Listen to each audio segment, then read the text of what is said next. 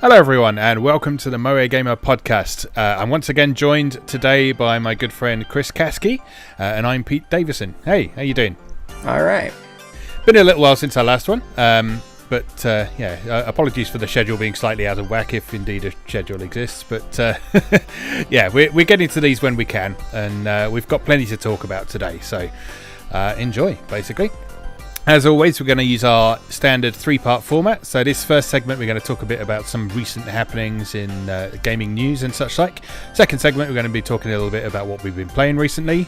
And our third segment is our topic discussion, which today we're going to be discussing franchises that are long dead that we would like to come back. So let's kick off with the news. And I would like to start with the news that there is a new Phantasy Star Online coming. Boo. Oh, you mean yay? Oh no, wait, it's for smartphones.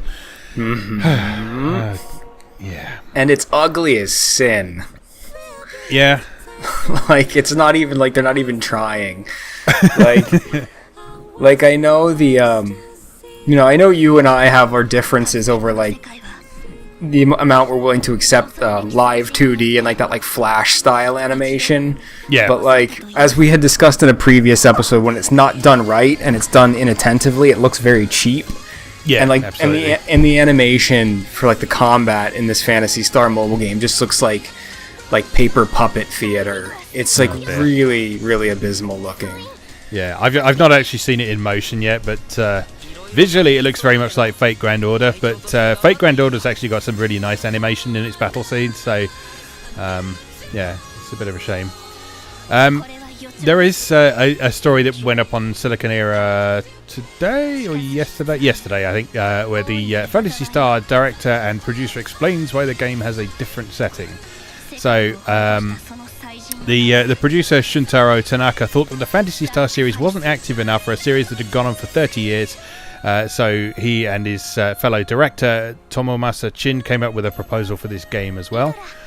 30 years long series, and they decide to pick it up again with a smartphone game. But apparently the reason why this new game has got a different setting from Phantasy Star Online 2 rather than being a spin-off game, which might have made more sense, is apparently because it could become a hurdle for people who didn't play.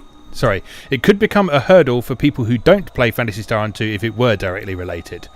Although the game has been made to be easy to get into, even for those new to the series, the common elements in the series still remain. So they're kind of going for something that is new but feels like Phantasy Star, apparently. But yeah, and I'm all about that. I mean, technically speaking, Phantasy Star Online was a reboot after the original 4 Phantasy Star games with a different setting and a slightly different aesthetic. Yeah. Phantasy Star Universe didn't take place in the same universe as Phantasy Star Online, and that was another, at least 3 games when you count the PSP games. Yeah. So, I'm all about, rebooting. And it's not really no different than, say, what Final Fantasy does, since it's been releasing sequels in the same universes. But I don't particularly like the new direction visually for this mobile game because it doesn't have that distinct Phantasy Star look. No. I mean, it looks fairly standard gacha game. I mean, I'm not sure offhand who's the artist for it, but the style actually looks quite familiar. But it's not a style I particularly associate with Phantasy Star.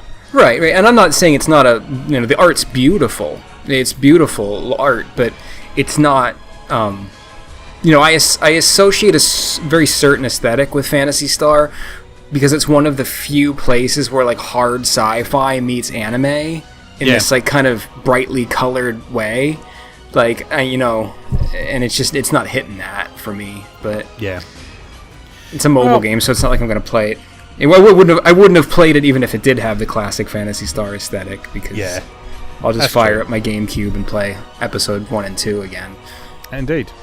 I mean, it'll be interesting to see if Phantasy Star has got enough sort of relevance to people online for it to be a success, because I mean there are a few successful mobile gacha games right now, but it seems like every week there's as many stories of gacha games shutting down as there are new ones now. So Some stuff is lasting less than a year on the market, so it remains to be seen if this is going to resonate with people in quite the same way as something like Grand Blue and Fate Grand Order, because those are very much the outliers, I think, at the minute. Yeah, they've certainly got the staying power. Yeah, definitely. I was going to say, like, I think a lot of the problem is that a lot of these times they're releasing these gacha games with specific ties to these old school gaming franchises, right? Like Phantasy Star, we're seeing there's the Star Ocean one, which launched and died in like a blip, right? Like nobody's even talking about that already, the Star Ocean one. That one did launch in the West recently, actually. I know, that's what I'm saying. It was like 2 days where everyone was like, oh, it's out, and then no one talks about it anymore. You know, there's the Wild Arms one that's in development right now. There's, it's just a bunch. But, like, I feel like the audience that these callback gacha games are trying to tap into are specifically the people who aren't really wanting the gacha games in the first place. Yeah. I feel like, really, with, like, Fate... it's tying more into the anime crowd, more so than the hardcore gaming crowd specifically. I mean, obviously there's a great deal of crossover there, but like the people who play Fate Grand Order are people who saying, oh cool, a Fate game, I want to play this. They're not people who are going, oh cool, another entry in Phantasy Star, let me pick this up and then compare it to all my memories of Phantasy Star.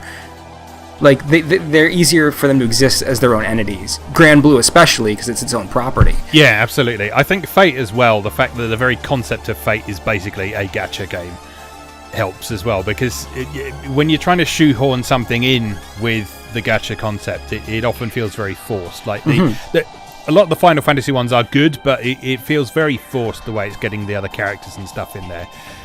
Whereas, the very concept of Fate, the way that universe works, is that you summon something and you don't know what you're going to get. So it's to do with the type of person you are and such like. So, I mean, that fits ideally with the gacha concept. So people who are already into Fate are already into that idea of sort of drawing stuff randomly and seeing what you get. I mean, obviously from there they get into the metagame side of things and stuff as well. But it's a better fit for the concept, I think. Along the same lines, I don't want to get too hung up on mobile games, but there's also a new Shin Megami Tensei mobile game as well that launched globally recently. Shin Megami Tensei Liberation D-Cross 2, or DX2, however you pronounce it. That launched globally in English for both iOS and Android. Visually, looks pretty good. It's got a pretty authentic sort of Mega 10 look about it. It uses the press-turn battle system like in Persona. So lots of sort of exploiting weaknesses and that sort of thing. The reviews have been mixed so far, judging from what I've seen on Google Play. The draw rate on the gacha is apparently atrocious, which is nothing unusual these days, but some are a lot more generous than others. Fate Grand Order is notoriously bad, for example, and Grand Blue is pretty generous. But it sounds like the Mega 10 one is erring on the side of not terribly generous. So... Anyway. Is this the one with the like the augmented reality kind of thing, like Pokemon Go, or was that a different Shin Megami 10? No, I think that's something game? different. This is a more traditional Mega 10 style game. So it's got like dungeons, it's got a story and that kind of thing. So it just happens to be a gacha game, but it's got a standard Mega 10 combat system and demon negotiation and stuff. So I mean, it sounds potentially quite good, but again, if you're not into that style of mobile games, then you're not going to be into that either. So, well, you know, like I was saying with the prior, when I was just saying about mobile games being developed out of well-known franchises, like I'm a huge Shin Megami Tensei fan. Like, prefer classic Shin Megami Tensei to Persona. Like, I love these games. If I want to play Shin Megami Tensei and I want to play it on the go, I'm going to get that new version of Strange Journey that came out of 3DS, or I'm gonna boot up my copy of Apocalypse 4 on the 3DS and go for a evil playthrough. Like, I'm not going to play a mobile game. I'm gonna play the proper, well-established, fully featured games. Yeah, this is the thing. It's like I often think about starting up playing something like Grand Blue or Fate Grand Order on my lunch break at work, but then I've got all the Dragon Quests on DS. And so I just think, well, I could play that, or I could play Dragon Quest, which we'll talk a bit about later, and I'm sure you're looking forward to that. But, there's not enough appeal in there in the mobile games for me personally. I know it's different for some people, but there's not enough appeal there personally for me to want to play those in preference to something else. And as I spoke about with Joe on a Gacha podcast a few weeks back, there is, these games are getting complicated enough now that they are basically MMOs, so they are time sinks as well as money sinks. So if you want to make good progress in them or do stuff in the special events that come up or take part in the multiplayer raids in Grand Blue and that sort of thing, then yeah, you need to put some fairly significant time into these games, and there's other stuff I'd rather be doing, basically. Yeah, that's what it boils down to for me too. It's not like I don't respect a lot of these games and understand what they're going for, but it's just every single time I try to play one of them, I find myself thinking to myself, well, I'm just playing an ersatz version of an experience I can have elsewhere, but better. Yeah. You know, I really tried to engage in good faith with the Fire Emblem. Yeah. The mobile Fire Emblem. But the whole time I was like, why am I fussing with these menus? Why am I playing this when I could just reach into my collection and play any of the many Fire Emblems I've bought? Yeah, true. And just to clarify for those listening, this is not hating on free-to-play or the concept of gacha or anything like that. This is because you're very unlikely to run into an actual paywall these days, which is sort of the bigger criticism I would have had of free-to-play games maybe 5 or 10 years ago or so.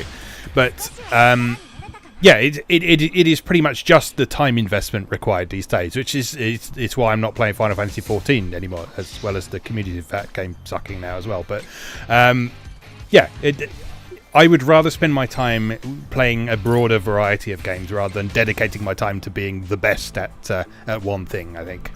Yeah, absolutely. I mean, I would, when I say I quote hate on mobile games, end quote, and gacha, it's the same way I hate on quote unquote anything. Like, I'm not disparaging the people who play it. I'm not saying it doesn't have its place in the marketplace. I'm just saying it's not for me, and I'm explaining the reasons it's not for me. Like, by all means, enjoy your gacha games. I'm just saying that the experience doesn't fit for me. Yeah. And anyway, even if you're not playing the game, you can always enjoy the fan art and the porn, so... Right, anyway, give us a positive story. Let's see. Positive story.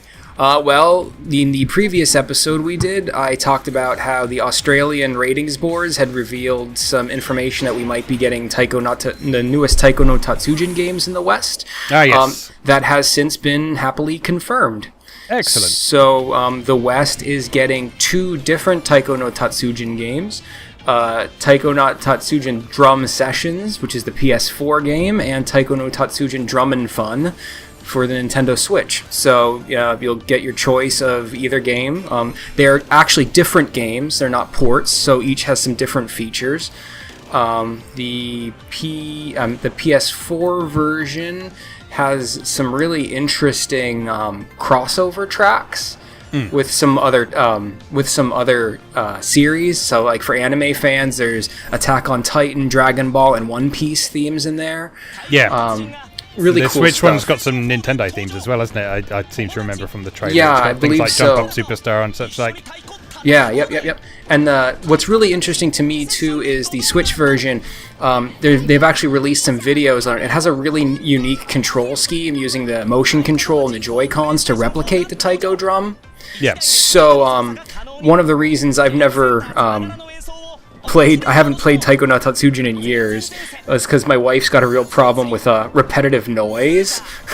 so like the sound of me ticka ticka ticka on that stupid plastic drum would drive her up the wall. So I'm really excited for the potential to play it on the Switch, and it'll be relatively silent. Won't annoy anybody else but myself. So but for those of you who want the drum, Hori, the fine third-party accessory manufacturer, does make an officially, collaborated with Namco Bandai built drum for the Switch as well. So that option is available for you. Cool. Yeah, I mean, I'm a fan of music games, but Taiko no Tatsujin is a series that I've never really come into contact with previously. I've seen screenshots and stuff of it, but I've never actually played one of them. So yeah, definitely interested to try this one out. It's a lot of fun. It's totally unlike anything else out there. Excellent. All right, moving on. RPG Maker MV is launching in November in Japan, so that's on November the 15th, and it is confirmed to be launching for PlayStation 4, Xbox One, and Switch.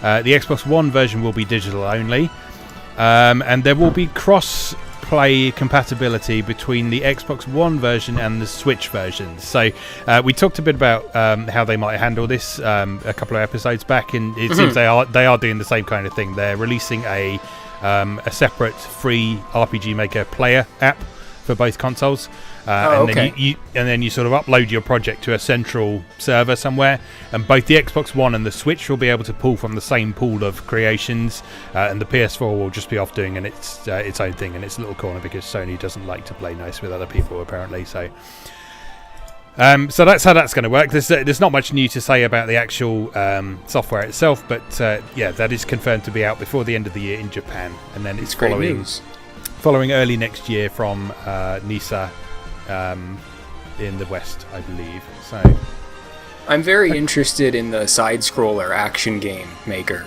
that they're releasing.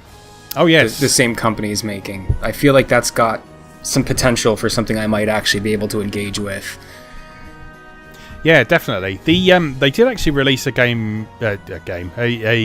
piece of software a while back called Indie Game Maker, but it's one that you never hear anything about. So I don't know if it was just not good or just people hadn't heard of it before. But that's supposed to be a spiritual successor to that, I believe. So it'll be interesting to see how well that comes along. Yeah, that's definitely got more intersection with the type of games I'd be interested in making. As much as I love RPGs, I don't particularly want to spend my time writing one, but I would like to make like a Castlevania style game or a Mega Man style game with crazy bosses and stuff. So yeah, definitely. All right, what else you got for us? Let's see here. Just a little thing. For those of you who enjoyed the Castlevania animated series on Netflix, Viz Video has confirmed that they are going to be releasing it for home. So you will be able to own it physically. So I'm very excited about that because I really enjoyed that. And I'm excited for the new season in October. But yes, you will be able to own the first season of Castlevania on DVD and Blu-ray and your format of choice. So that's good. I'm glad that turned out to be good, because there was so much potential for it to be absolutely terrible. But I'm glad it came out well. I'm glad people enjoyed it, and I'm glad it was successful enough for them to do this as well. So yeah, thumbs up for that. It's quite good. I'm really excited. All right, moving on. Another piece of, I don't know if this is news as such, but there are cheat codes in Sonic Mania Plus, if you didn't know. Old school cheat codes. When was the last time you played a game with one of those? It's been a long time. Yeah, exactly. So, and rather enjoyably, Sonic Mania Plus's cheat code is done in the same way as the Sonic 2 cheats. So you go into the sound select menu, and you do certain combinations of sound tests, and you get various effects. So you can change all animals into squirrels, you can get all the emeralds, you can get infinite continues, you can force encore mode. There is an unknown code, apparently. I don't know what that does. There's a mode where you can fly like Supersonic in normal levels, and you can disable the music for Supersonic. So there you go, cheat codes. Alright, anything else? I haven't mentioned this on any of the earlier episodes because it happened earlier in the year before we started recording these, but I'm a huge fan of CyberConnect 2. Mm-hmm. Very specifically, I'm a fan of CyberConnect 2's Little Tail Bronx series, Tail Concerto and Solata Robo. And they have released a new update about what they're calling their Trilogy of Vengeance series, which is a trilogy of smaller games that they're planning on releasing in 2019. One of which, Fugue of the Battlefield, is a entry in the Little Tail Bronx series. Also including Tokyo Ogre Gate, which is kind of like a ninja-style action running game, and Cecile, which is kind of a gothic Lolita 2.5D side-scroller.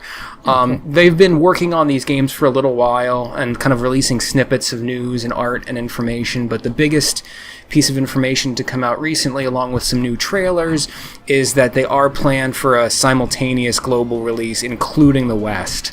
So we hadn't actually heard confirmation up to that point that we were definitely going to get these games in the West. No confirmation yet, physical or digital only or what have you. In the West, they have said that Japan is going to be getting physical copies of them, so fingers crossed. But these are going to be 3 really neat games. CyberConnect 2 makes really cool stuff. Cool. Yeah, interested to check those out. Again, that series is not one that I'm familiar with. I'm not sure if some of them made it to Europe or not, so yeah, it's a one that I'm not familiar with, but I have always heard good things about them. So it's hard to name like a cozier, more feel good kind of series than the Little Tail Bronx games. They're just cute and friendly and also kind of tragic a lot, but they're a really interesting experience. Excellent. All right. Another one I just noticed. Xenoblade Chronicles 2 has got a 1.51 update now. It's got some new features again. So there's a new rare blade in there, Crossette. I think that's how you pronounce it. She is a healer with a bitball weapon. New round of DLC quests via the expansion pass. There's a custom difficulty mode now, so you can set. There's 10 different parameters you can adjust to set your own custom difficulty level, so it affects things like maximum hit points of enemies, attack power, rate at which the party gauge gains, and that sort of thing. What else? You can change the battle music if you have Shulk or Fiora in your party, so you can change it to You Will Know Our Names from the original Xenoblade. That's exciting. Yeah. Yeah, and some other little tweaks and things there. So yeah, if you're still playing Xenoblade or if you feel like revisiting it, then again, there's a few more changes in there. So I would like to go and do a New Game Plus on that at some point, because some of the things they've added to it sound really fun, and the challenge mode especially sounds like a lot of fun. But I'll probably wait until after the standalone side story is out, and then revisit it, I think. Yes, and for those of you who like me are bears about DLC, if you buy the physical version of the Torna expansion standalone, it does come with a download code for the season pass. So if you didn't buy the season pass, it's a inexpensive way to get your hands on it while physically owning the Torna DLC. So, I mean, it's not the ideal solution because it's not the season pass content printed on physical media, but at least it's a way to get that and the new standalone expansion together at a fair price. Yeah, I'm quite impressed with Nintendo for doing this, because, I mean, they didn't have to do this at all, but putting out a physical version of this new story content is really cool. But for some of their other games as well, they've been doing things like printable new inlays for the games. So, for example, with Splatoon 2's Octo expansion, they did a printable new inlay for Splatoon 2. So if you wanted to update your copy of the game with a special inlay for the Octo expansion, you can do that now. And that's, I feel that's Nintendo acknowledging that there are people out there who want physical versions of these things. I mean, it's not quite giving us exactly what we want, like you've just described, but it is a step in the right direction, I think. It is at least acknowledgement that the demand is there. It's better than nothing. Yeah. Yes, it is. All right, anything else you want to talk about? Just that God Wars 2 has been announced for the PS4, Switch, and interestingly enough, still Vita, so that's cool. I have not played the original God Wars yet because I'm waiting for the complete edition that's coming out this fall, but I've heard some good things. It's for those who are unfamiliar, it's a strategy RPG series with job classes, kind of in the classic Final Fantasy Tactics mold, but it's set in like pre-Sengoku era mythological Japan. So it deals with a lot of like the classic like Shinto origin myths and like characters from Japanese mythology and folklore, but in a nice square-based strategy RPG. So very excited to check the original out, and apparently it was successful enough for Katakawa to make a second one. So, great. Because I love grid-based strategy games. Yeah, I'm up for this as well. Again, like you, I haven't played the original one because I'm waiting for this this definitive version. But yeah, great to hear that it's been a success. So it's it for me. All right, great stuff. Okay, I think that's plenty to talk about for the minute. So we will take a short break here, and then we will come back in just a moment and talk about what we've been playing recently. So we'll see you in just a moment.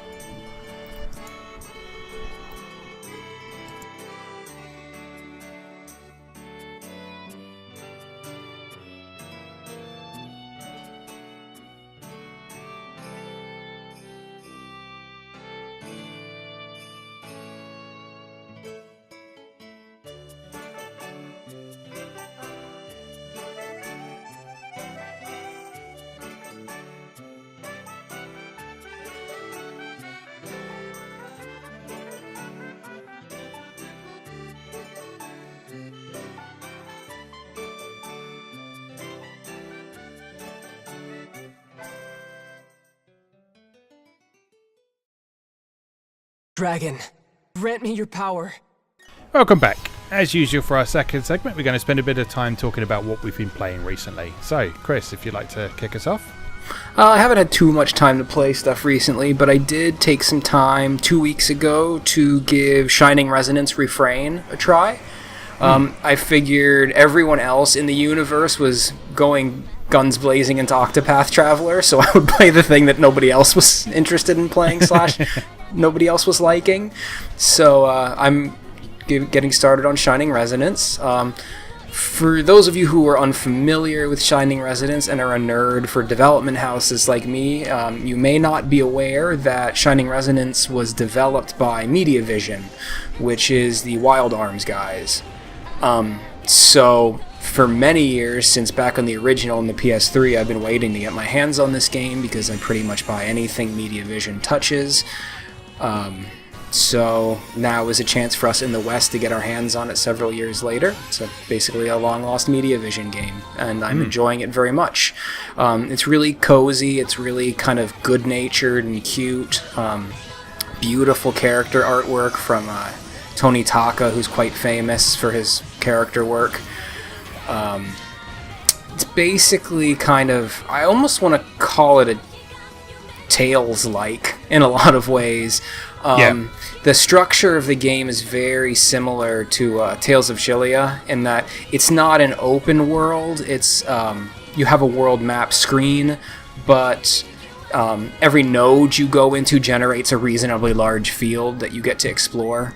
It kind of has that like proto MMO feel, where like MMOs had little fields that were linked with load screens in between. Okay, cool. But the combat is cool because it's kind of the classic symbol encounter, as they call it these days. So you don't actually go into a separate screen. What happens is you encounter the enemies, and then it kind of throws a force field up around a field of battle, and it just takes place right on the map you're on, which is cool because when they started doing that in that first Tales game for PS4, everyone was like, wow, this is such an innovation. But but like Shining Resonance had done that years before. Yeah. A lot of people have been ragging on the combat, saying that like the timing doesn't feel right, or that the action doesn't, feel satisfying enough. But I haven't had that problem because I've been engaging with the combat rhythmically, not engaging with it as an action game. I think a lot of people are making the mistake of approaching the game expecting it to feel like a Tales game combat-wise, which you can kind of usually just button mash your way to victory if you're not playing like hard mode. And it's important to remember that the thematic thing that ties Shining Resonance Refrain together is music. Like the game is about music. The characters' weapons are also instruments. So, like, if you approached the combat like you would approach a rhythm game, and you actually have to time your combos, like, very specifically based on the rhythm of each character, then you can pull off, like, really neat combos and stuff. So, I don't know that sounds cool. Yeah, I don't know if people who have been having trouble with the combat have been failing at it because they've just been trying to, like, mash their way through combos and not been engaging with it on its own terms, but I've been enjoying it quite a bit. Oh, that's good. Yeah. Like you say, I've heard some mixed reports about this, but it's good that you've been enjoying it. Although, interestingly, this is one of those games where people who seem to have reacted a bit more negatively to it don't seem to have very concrete examples of what they don't like about it. It's one of those games where people just say, it's all right, but it has issues. You know what I mean? Mm-hmm. And it does have issues.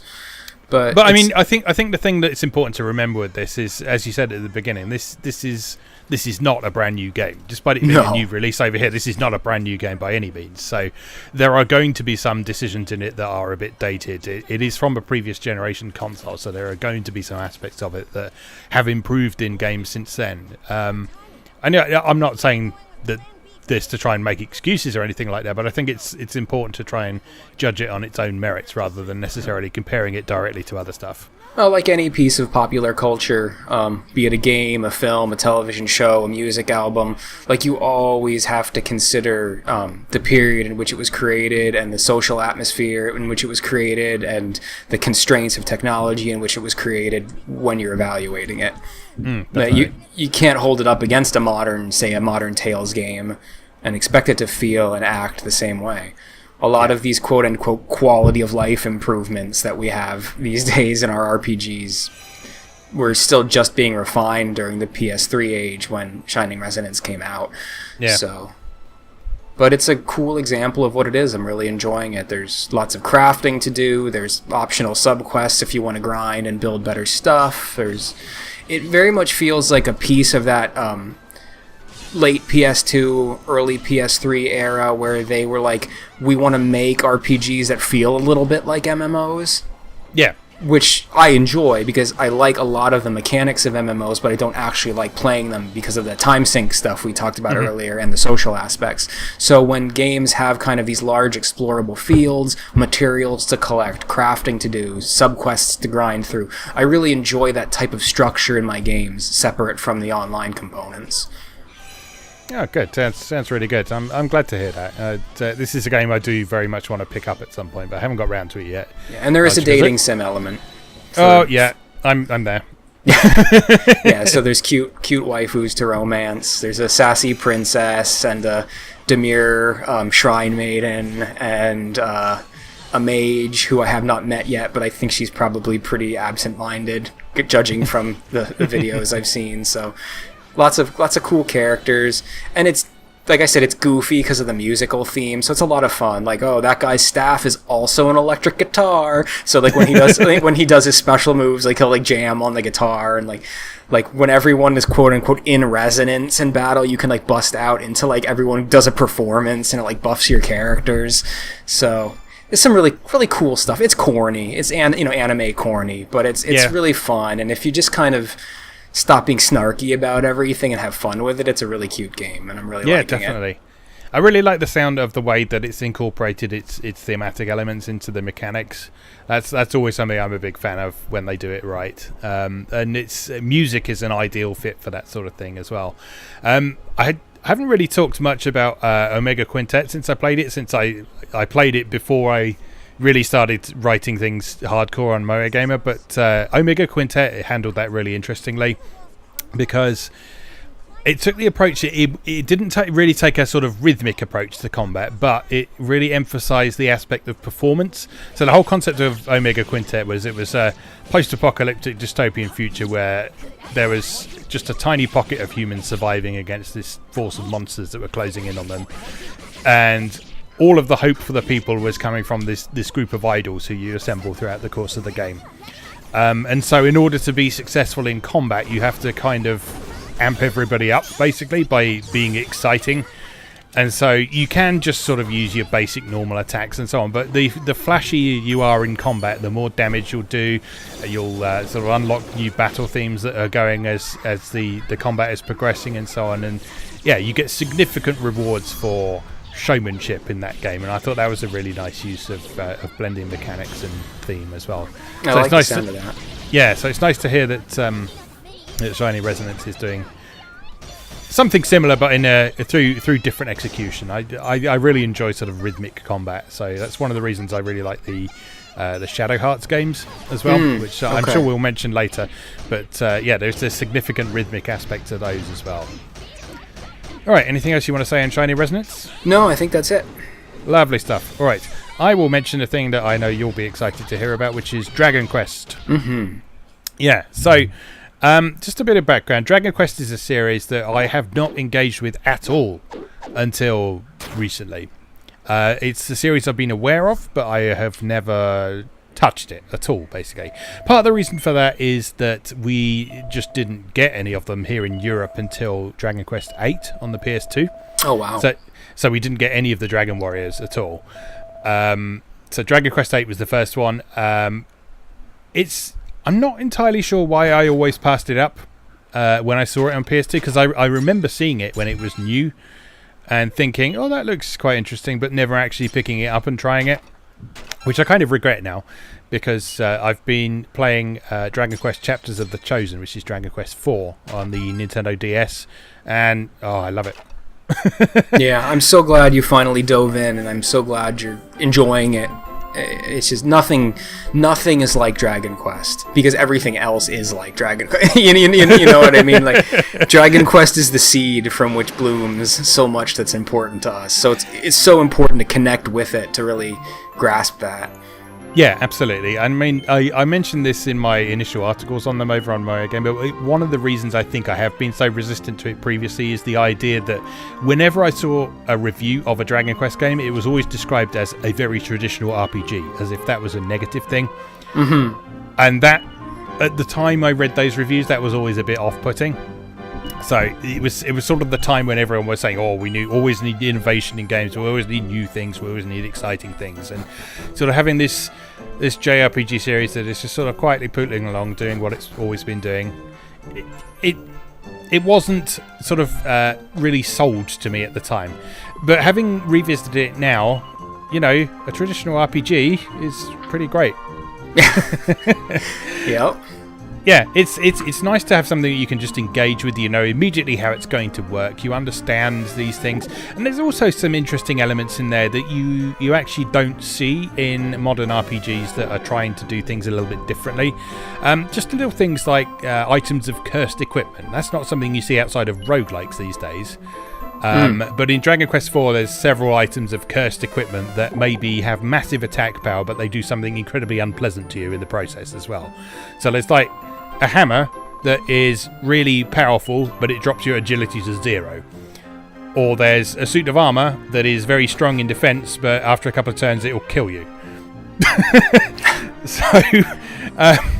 Dragon Quest specifically has always had a real fixation on items.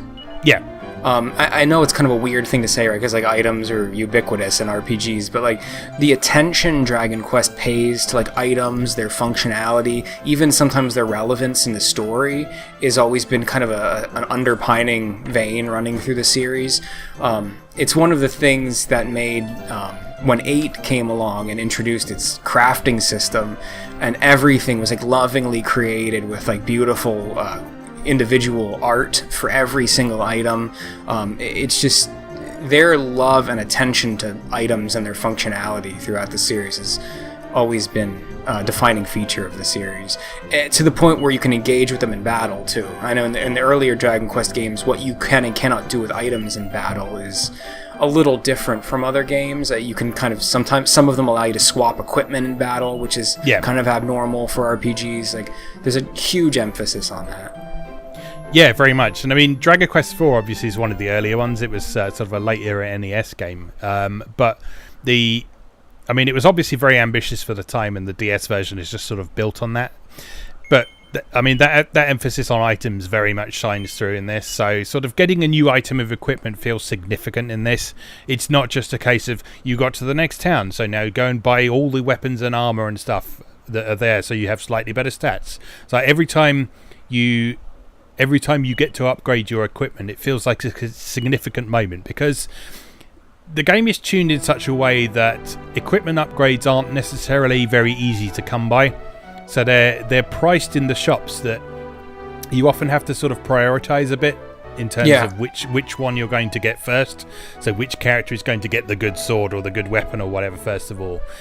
And then there are certain characters who will go through most of the game using the same equipment because of the way that their stats build.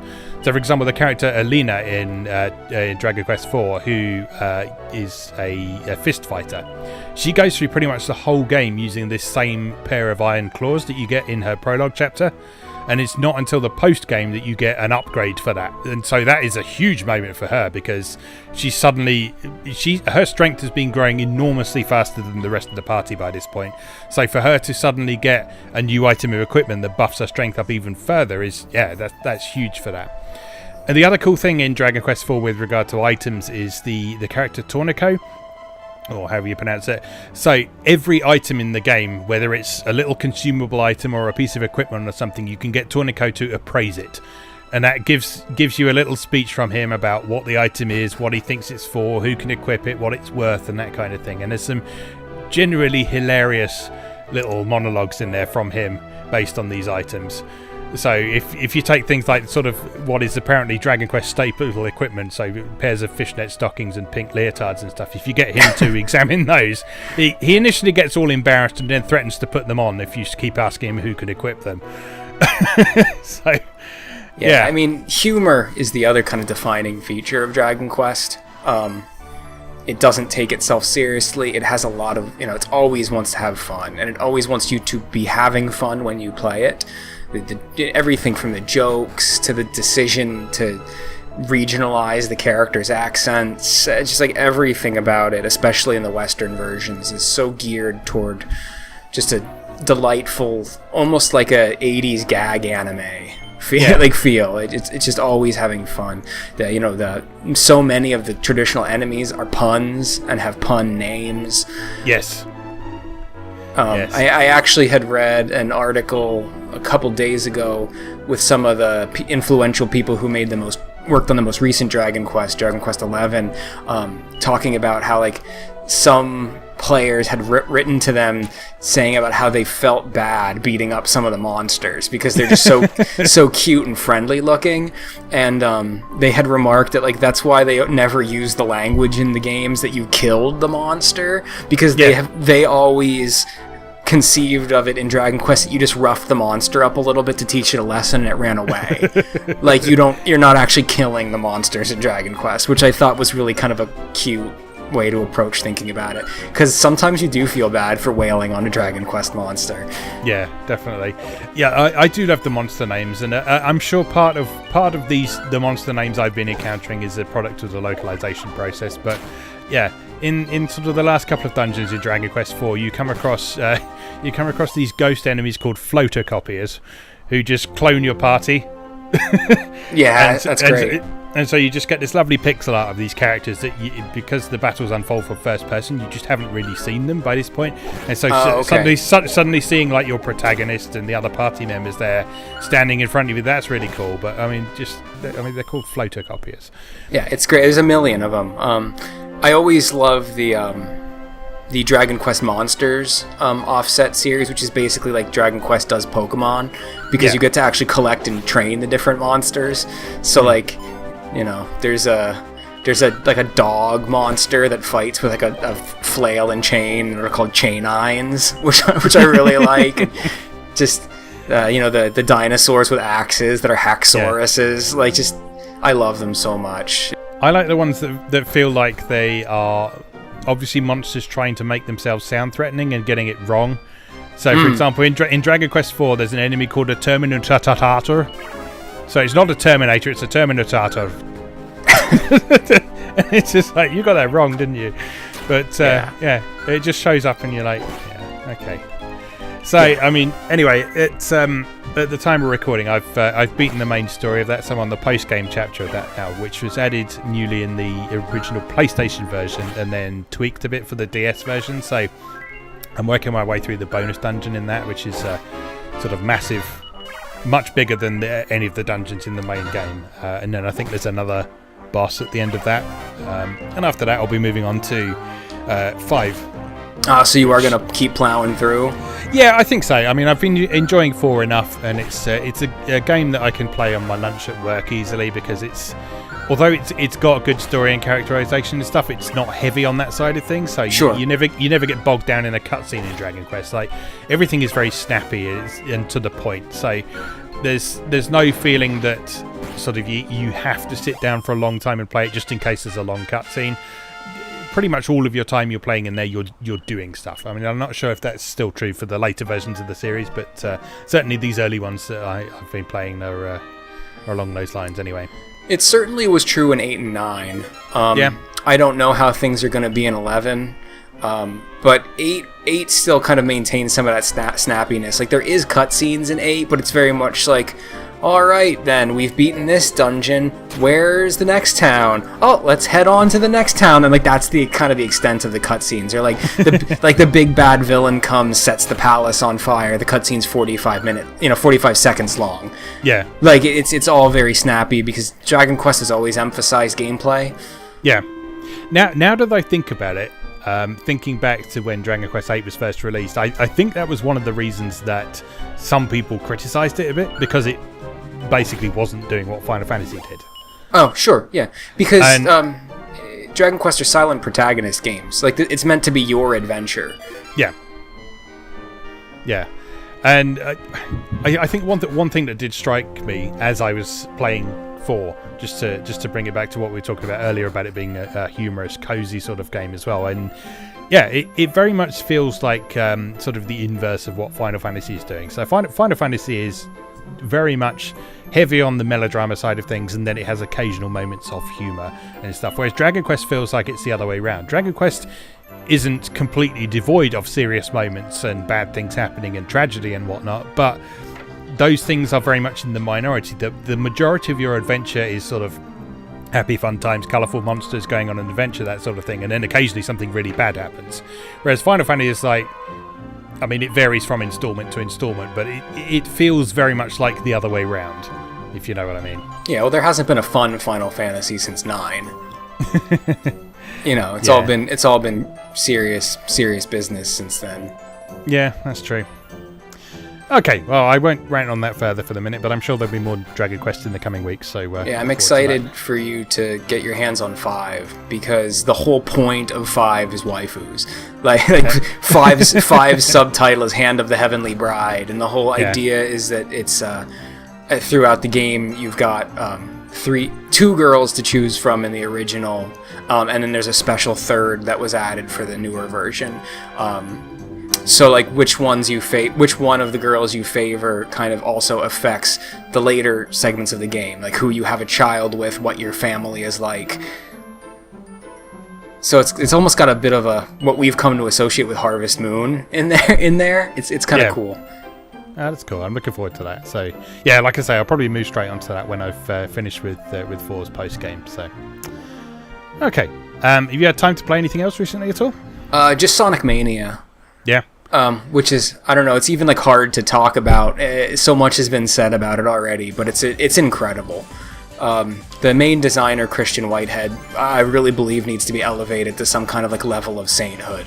Like what he's done for Sonic over the years, and now finally with Sonic Mania, it's just unbelievable. I mean, I know you weren't a Sega kid, so like your mileage would vary with Sonic Mania, but like to play Sonic Mania, especially when you reach one of the new levels, because for those who haven't engaged with Sonic Mania yet, the whole idea of it is a mixture of classic levels pulled from Sonic 1 through Sonic and Knuckles that have been remixed, sometimes fused with other levels, other classic levels in unique ways. So like one of Sonic's big things is motion related stage gimmicks. It's like different kinds of springs and flippers and spring pads and accelerators and switches and just all kinds of gimmicks, anything you can think of, seesaws and trapezes.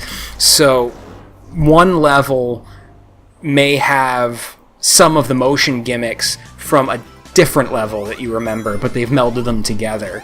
So cool. It's a combination of these classic stages that have been reinvented in new ways with some slight new technology tweaks in them to make them run smoother and look better.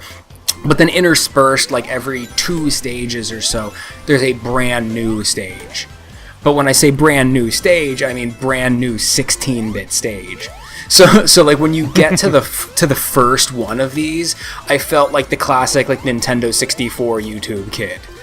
I was just it's just like to be presented in 2018 with a brand new Sonic level that feels like an old Sonic level is, I can't even describe the feeling because I was a Sega kid. So like I grew up playing every Saturday morning.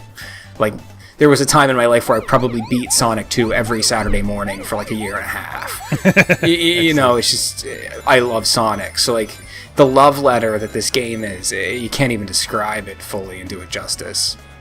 Yeah. Well, along those lines, I mean, the next month on MoeGamer, I'm devoting to Sonic to sort of coincide with the recent release of Sonic Mania. So I've been going back and playing a bunch of the old Sonic games, including the 2D ones and some of the more weird ones from recently as well. So I'll leave the discussion of the weirder ones to a later time because there's plenty to talk about with just those ones. I've been playing a bit of Sonic and the Secret Rings, but I'll save that for another day. But I did want to talk a bit about the 2D ones I've been playing recently. So just today, for example, I've been playing a bit of both Sonic CD and Sonic 3.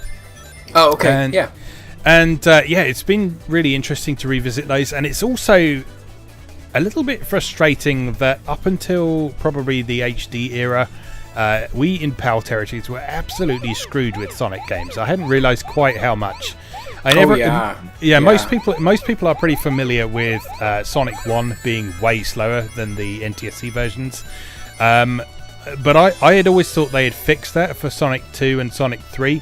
But comparing the ports on the PS2 versions of the Sonic Mega Collection and the Sonic Gems Collection to the Xbox 360 versions, so there's the Xbox Live Arcade version of Sonic CD, which I downloaded today, and the version of Sonic 3 on the Sega Mega Drive, whatever they called that particular pack on the Xbox 360.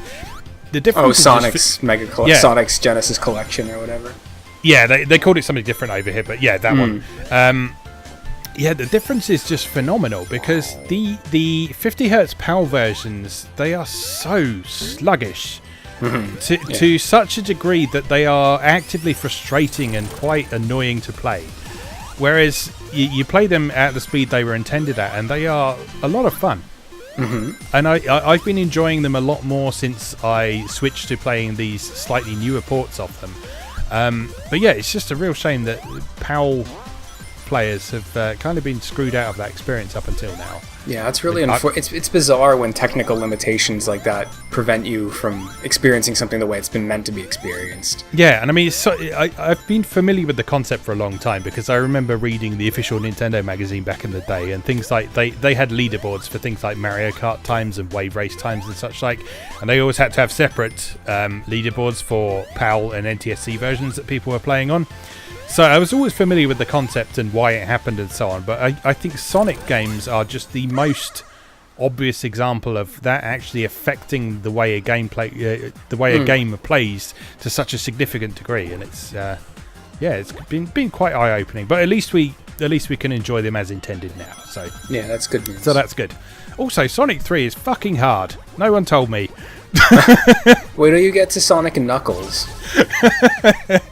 Yeah, I am not used to Sonic games putting up a fight, but like Sonic 3 has been kicking my ass all morning, and it's where are you meeting resistance? The third zone at the minute, so the marble, whatever it's called. So the second zone gave me a bit of resistance as well, with the second stage of that where the wall is trying to crush you right at the start of it. Yeah, it's like that. that took a lot of attempts and a lot of swearing. And then this next one, I can see what to do, but I just keep ballsing it up at the end of it, basically. But yeah, I am not used to a Sonic game putting up this much of a fight, and I like it. You'll enjoy Sonic Mania then, because one of the remix stages is Hydro City. Oh no! And the final Robotnik boss at the end of Act 2 of Hydro City remixes that crushing wall, moving crushing wall, and mixes it so you have to fight Robotnik while he's chasing you with the moving stage gimmick. Yeah, that was a really hard boss fight. Oh well, I've got that to look forward to then.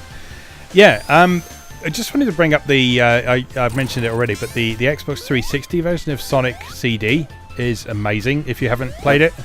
Yep, Christian Whitehead remixed that whole game and made it something beautiful. Yeah, it is. Added the spin dash from Sonic 2, which wasn't part of the original game. I can't even imagine playing it without it anymore. Yeah. No, it's an absolutely fantastic port. So it's been properly expanded to widescreen, so it's not stretched, but it keeps the original sort of very sharp pixels in there. It's got the choice of the Japanese and the North American soundtracks. It's beautifully responsive, it looks great, plays great. So yeah, if you want to play Sonic CD, try and grab that version before you can't download things on Xbox 360 anymore, for sure. You can get that on Steam too. Oh, can you? The same version. Is it the same version? Yeah, same version. Okay, cool. Well, good to know. It was £3 on Xbox, so I thought, I'll give that a go. And I'm definitely not going back to the PS2 version now. Anyway, yeah, I don't think the PS2 version, because the PS2 version is just the original straight Sega CD port, so it doesn't have the enhanced. It's got the enhanced video sequences, so it's got the improved intro and ending sequences, but other than that, it doesn't have any changes to the actual gameplay of it. And obviously it has the PAL problem in that, because there's no 60Hz mode in that one. So, okay. Yeah, which is so good. Which is a bit of a shame, because the PS2 was very inconsistent with whether or not people would bother to put a 60Hz mode in. Whereas Sega in particular were always very good with it on the Dreamcast. And a lot of Sega games on the PS2 would have a 60Hz mode in them as well. But for whatever reason, they chose not to put them in to the two Sonic collections on PS2, which is two games that really needed it. But was not to be. Still, it's nice to have them on my shelf at least. And the Game Gear and Master System games that are in those collections, those work absolutely fine. So it's just really the Mega Drive games that are affected by this issue. So doesn't Sonic Gems have the fighting game on it too? Sonic Fighters. Yes, it's got Sonic the Fighters and Sonic R in there as well, which is kind of cool. Yeah, kind of cool. Actually, Hardcore Gaming 101 just posted a really detailed write-up on Sonic Fighters, and I hadn't realized, I played it a little as a kid, well, not as a kid, but like when that collection first came out, and I didn't really appreciate it, but like I want to go back and revisit it, because I guess it's a lot more mechanically complex than I gave it credit for.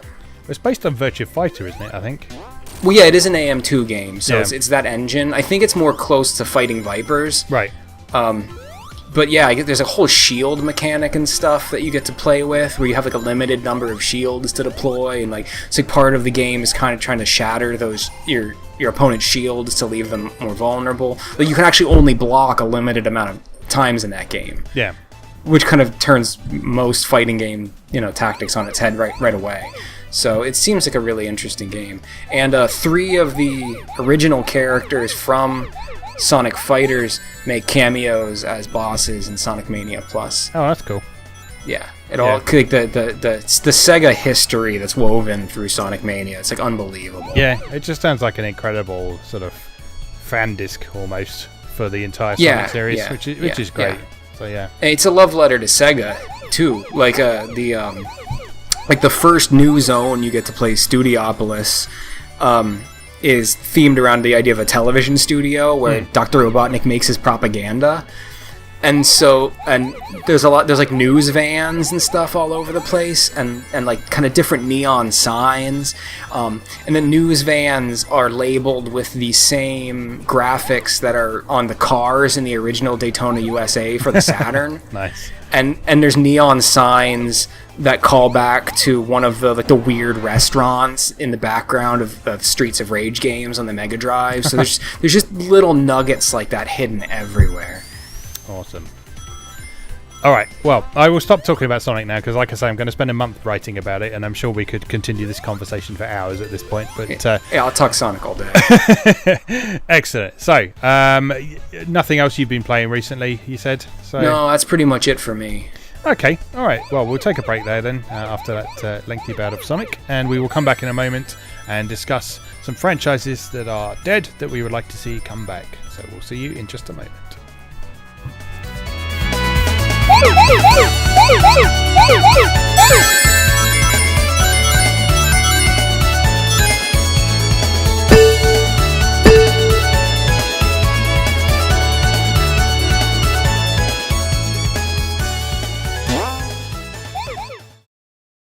Welcome back. This is our third segment where we talk about our topic for the day, and today we're talking about franchises that are dead that we would like to see resurrected. And I know Chris has some very strong feelings about one in particular, so I'll let him go first.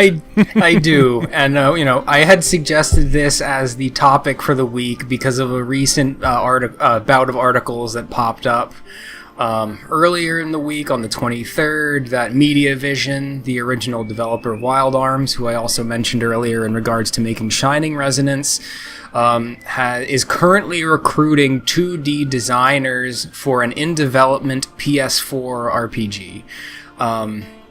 Now, who knows what the heck that means? Who knows what it's gonna be?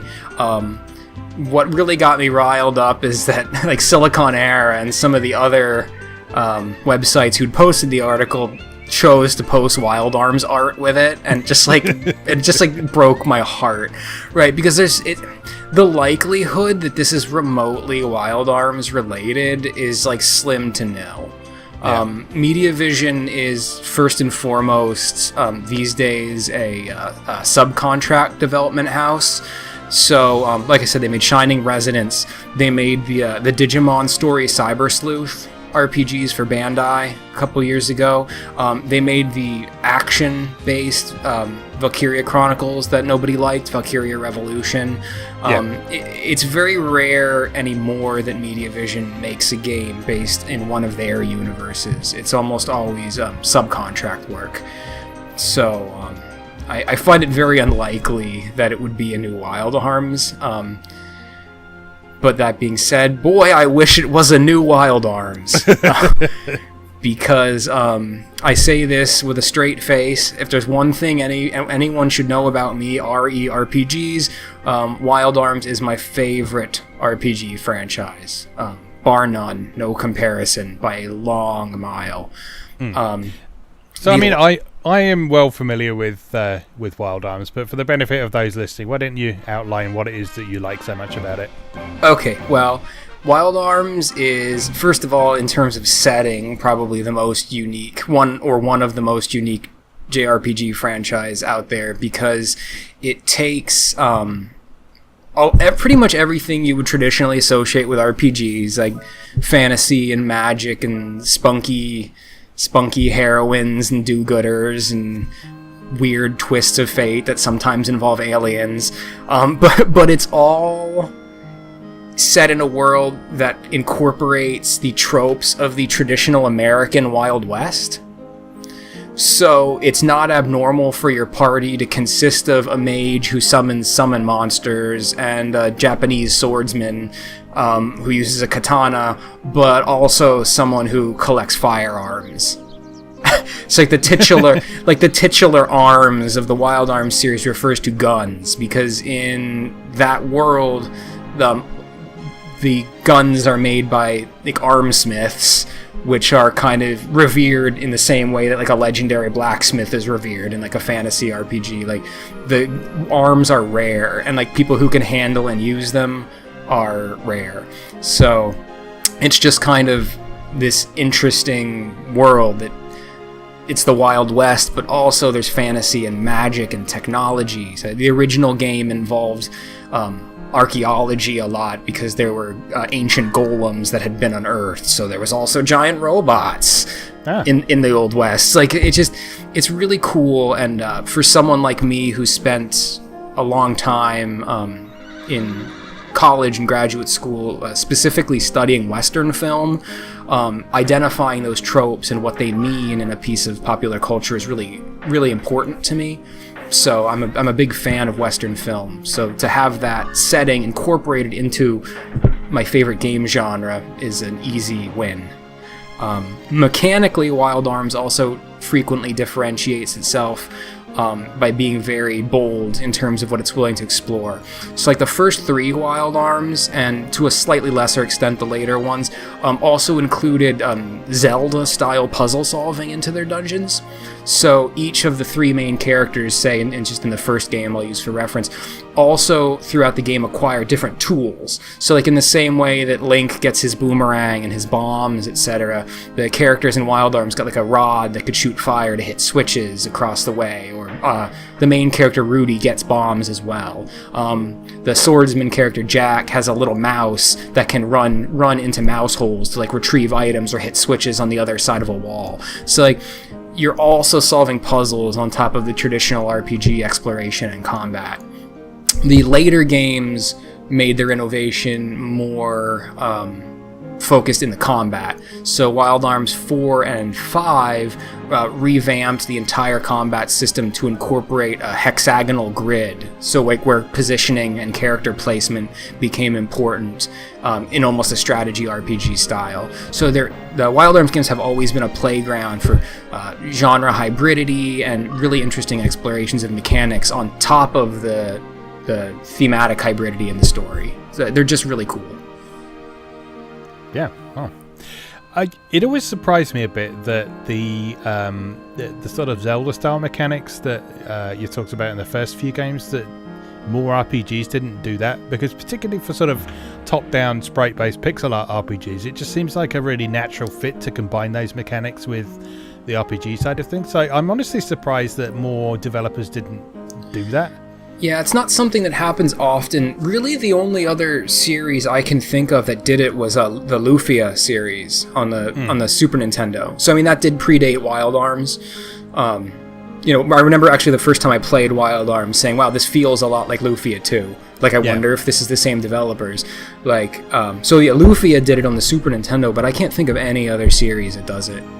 No, and I mean, yeah, there are puzzles in some RPGs. Like, I mean, just going back to Dragon Quest as well, there are puzzles in some Dragon Quest dungeons, but they tend to be of the sort of navigational variety, so sort of environmental puzzles, stepping on conveyor belts and that sort of thing. Box pushing. Yeah. Not even that. I don't think I pushed a single box in Dragon Quest. You just smash them open and get stuff out of them. But the puzzles in Dragon Quest 4 certainly feel very much the same kind of thing that you'd be doing in something like a first-person dungeon crawler. Okay. So things like conveyor belts and stuff like that. That's sort of a perennial favourite in first-person dungeon crawlers, but they were there in Dragon Quest 4 as well. So that's probably something to do with the whole crossover between early Dragon Quest and wizardry and that sort of thing, a sort of hangover from that side of things. But so there were a few puzzles in there. Final Fantasy X had a few puzzles here and there as well in the temples and so on. A lot of those were just a case of trial and error in many cases. So it's like, well, if you put the thing here and it doesn't do anything, then that thing must obviously go somewhere else. And it wasn't really very engaging for me, certainly.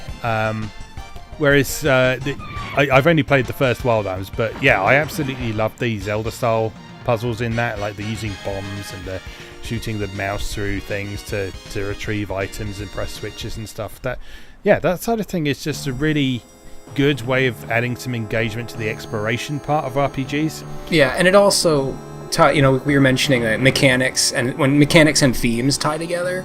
Yeah. So one of the characters in the original Wild Arms, Jack, is meant to be a bit of an analog for Indiana Jones. Mm-hmm. So archaeology is really important to the plot of the first Wild Arms, and subsequently history and legacy in general is kind of the most important thread through all the Wild Arms games, like the consequences of the past. Yeah. So by incorporating brain teasers and puzzle solving, the games always were trying to make you feel like Indiana Jones.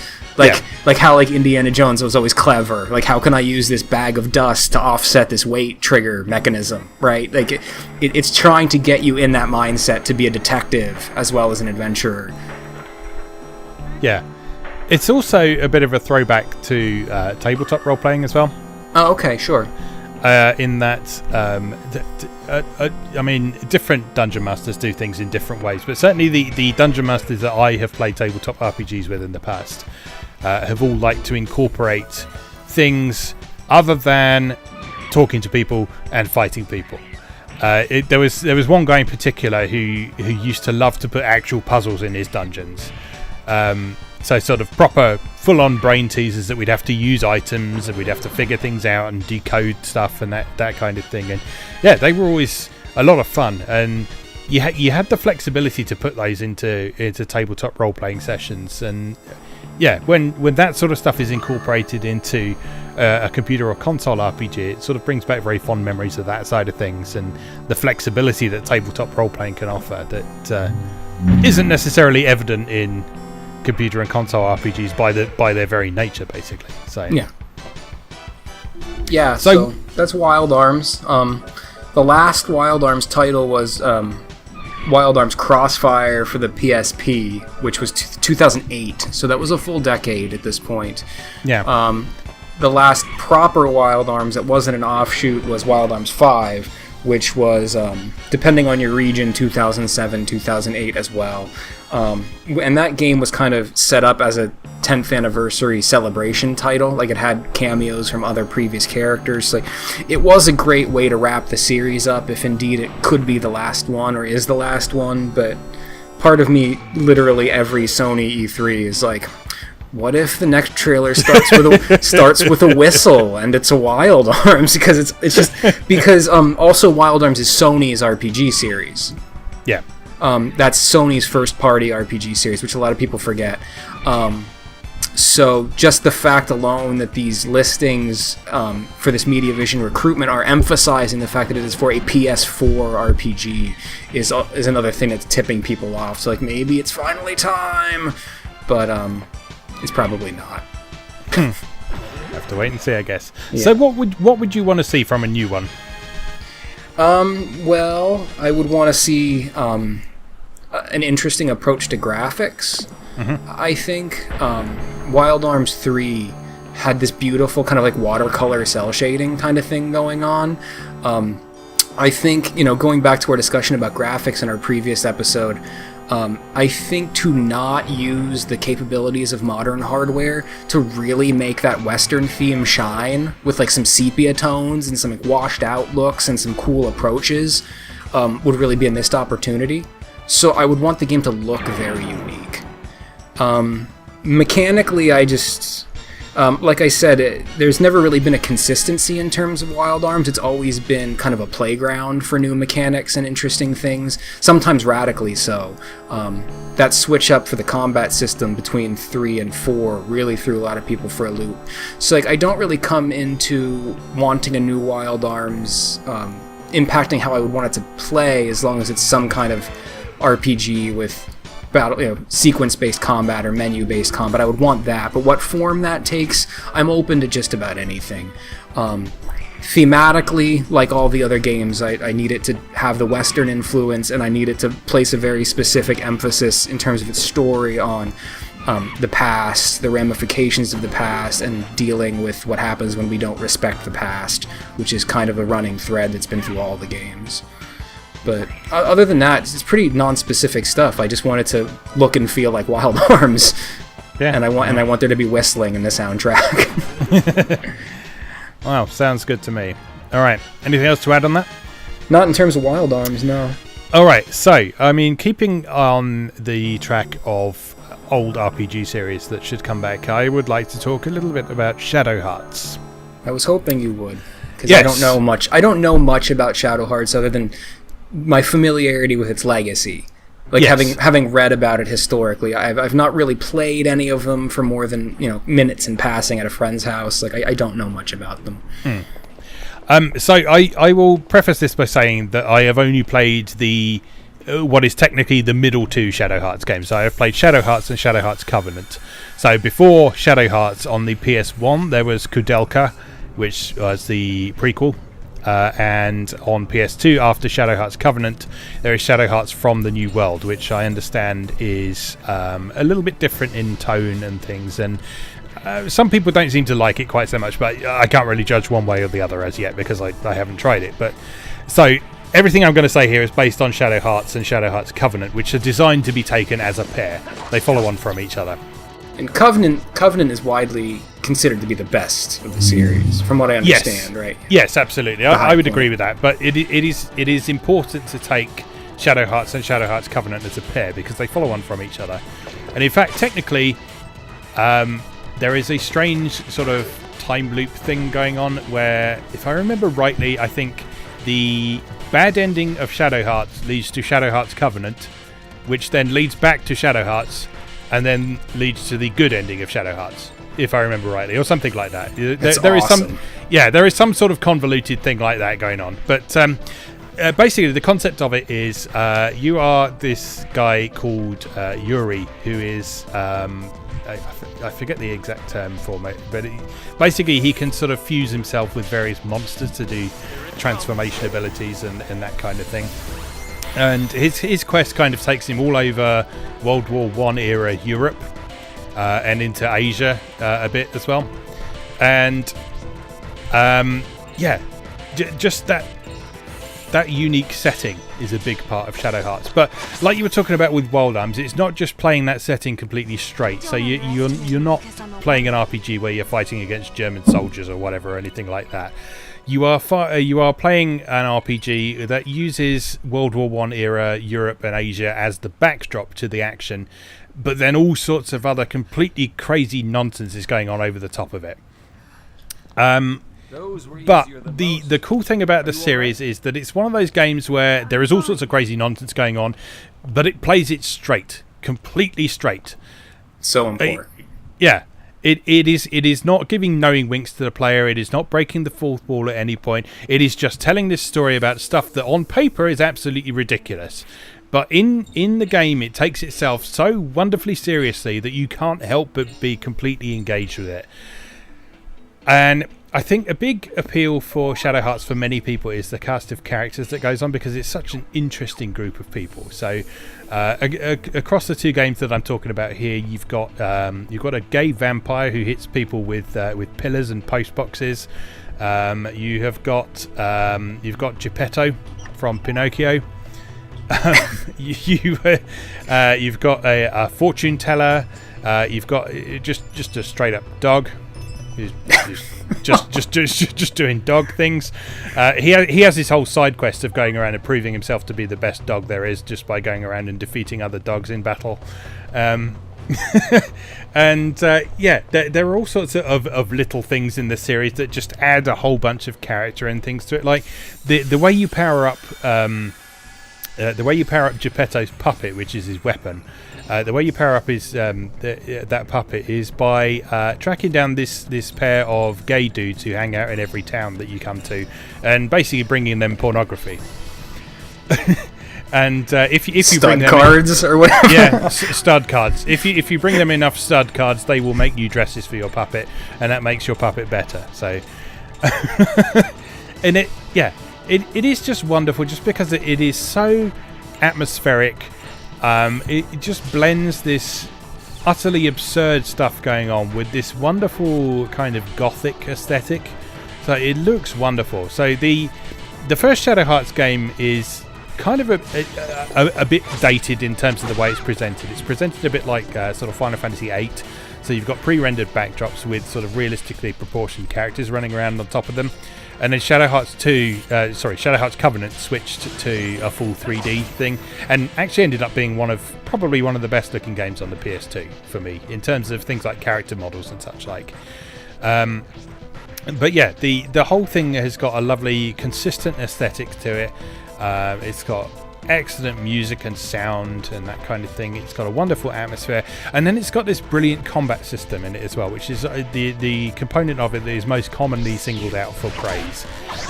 So it uses a system called the Judgment Ring, which is a rather grandiose name for what is basically a rhythm-based combat system. So it is turn-based, but what happens is when you choose to do an action, this ring pops up and this line starts spinning around it, and you have to press the button at the right time when the line that spins around it coincides with these specially marked areas on the ring. And My certain friends areas, and I used to call it the Wheel of Fortune combat system. yeah, it's that kind of thing. But the way it works is if you hit one of the larger areas, then you will do a normal hit or a normal success on it, and there are smaller areas on it that allow you to do critical hits. So critical hits are not chance based in Shadow Hearts, they are entirely based on your own timing and accuracy. So in theory you could crit every time if you are good enough at using this Judgment Ring system. Another thing that's really interesting about it is that the Judgment Ring isn't just used in combat, it is often used out in the field as well. So anytime you come across a situation that you could potentially fail, there is a Judgment Ring for it. So for example, there's a sequence in one town where you have to pick a lock. So there is a Judgment Ring sequence of you trying to pick the lock. And bringing it back to sort of the tabletop style things, this just brings to mind the feeling of sort of making skill checks and stuff like that. Honestly, it's been a long time since I played it, so I can't recall whether or not there was a sequence where it was actually completely dependent on you succeeding that sequence to progress, or if there was a way around it if you really weren't able to do it. But yeah, it just added a feeling of actual interactivity and doing stuff out in the field beyond just running around and looking for the next cutscene, basically. So yeah, they are just absolutely fantastic games that are well worth playing. I agree entirely, Covenant is definitely the best one, but it helps in terms of narrative context if you play Shadow Hearts before you play Shadow Hearts Covenant, just to get an understanding of the recurring characters who are in both, and, well, to get the complete story, really. So I would definitely like to see a new Shadow Hearts, although it's honestly kind of difficult to imagine exactly how they would do it. They would have to start a new story, because the Shadow Hearts Covenant cycle was very much complete, and as I say, almost cyclical in terms of how it basically goes back around and happens again if you do things right. Yeah, New World was not well regarded. Yeah, so if there was a new Shadow Hearts, they would have to be very careful to try and maintain that same kind of atmosphere and feeling, not take the ridiculous stuff too far, make sure they play it straight. It's not a comedy RPG, it's just an RPG set in a gothic environment that just happens to have a lot of ridiculous and funny stuff going on in it. So yeah, that would be a very difficult balancing act to pull off, but it was something I would very much like to see happen at some point. And if you haven't checked out Shadow Hearts, then definitely give it a look. It's been on my list of, like, if I get a good Christmas bonus this year, I'm gonna hop on eBay and get a full set, like, wish list for, like, the past 4 years. But, like, stuff just keeps coming up, you know. But I've always wanted to have them, and play them, because just the whole thing, like the thematically, it's very much appears to be kind of trying to recreate the feeling of, like, 1930s, like, pulp gothic horror novels and comics. Yes, like, very much. Like it's, you know, very much like the whole H.P. Lovecraft, like Cthulhu, like weird things are happening in the world around us. Like, and I eat that stuff for breakfast. So there's literally no reason I shouldn't be playing these. Thinking about it, I think one of the things that I like about it is the fact that weird stuff is going on, but you are one of the weird things, basically.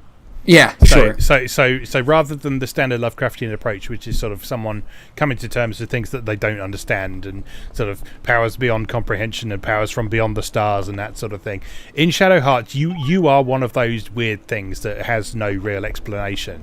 You are one of those supernatural things, and you come into contact with other supernatural, unexplainable things, and that's just a really interesting twist on the whole thing. It sort of steers away from the standard psychological horror side of things and gives it a very, very distinctive feel. Oh, and also a major boss in the latter half of Shadow Hearts Covenant is Rasputin, and you can get Princess Anastasia of Russia in your party. Yeah, the characters are just. I want to play New World, because one of the characters you get in New World is just like a middle-aged white man who is a ninja. like a goof, like, and I think there's a mariachi guy too. Yeah. It's just it's great. It's just so funny. I think there's a cat too from the New World. Yeah, I mean, you say these things. I would just not be surprised to see any of those things in Shadow Hearts at this point. It's just like, oh, this weird things happen. Yeah, that's Shadow Hearts. All right. So, anything else you would like to celebrate or bring back? Yeah, I penciled a couple things down. I penciled 3 franchises down when we decided on the topic, 2 of which are RPGs. So I'll mix it up and I'll go with the one that isn't an RPG. I want a new Klonoa. Oh, okay. I want a new Klonoa very badly. The last Klonoa game was the remake of the original for the Wii in 2009. So It's been 9 years since we've seen a new Klonoa title. Klonoa is kind of Namco's excuse for like a Sonic Mario, and he's an adorable little animal that is kind of indescribable, and he looks like a fusion, like he looks like a cat that has big Cocker Spaniel ears that he uses to float. Like Yoshi, he can extend his jumps by flapping his ears. And like the big hook of Klonoa games is picking things up. So they're side-scrollers generally set on a 3D plane, so the levels kind of dynamically like twist and turn around in kind of impressive ways, but always still being controlled on a 2D plane as a side-scroller. And Klonoa has a magic ring, and when he shoots enemies with the ring, they just hover over his head like bubbles. And then he can do different things with those enemies. He can either throw them to use them as a weapon, or throw them to hit switches to activate doors and stage gimmicks, or he can jump and then throw the enemy down to use it as a boost for a double jump. So there's always a very strong puzzle solving element in Klonoa games that I find extremely satisfying, because much like kind of like Donkey Kong Country and like some of the side scrollers where the levels are littered with like gems and special coins, and like you haven't really beaten Klonoa until you've collected all 100 coins in each stage, or you've collected all 6 puppet fragments in each stage, and to get all of them you must use the enemies around you in efficient ways to figure out where to jump, double jump, how to catch an enemy off of that double jump and then chain it into a second double jump. So it's really cute, it's really friendly, but it's also a side-scroller that's more about thinking and timing than it is about reflex action. And it's a really unique series, and I love it to death. Yeah, sounds good. Sounds right for a reboot. I feel like quite a few people have been mentioning Klonoa recently, and I'm trying to remember what prompted it. But I know you're not the first person to bring up Klonoa recently, but I honestly can't remember what the context of other conversations I've witnessed on this is. Well, but, he makes appearances a lot.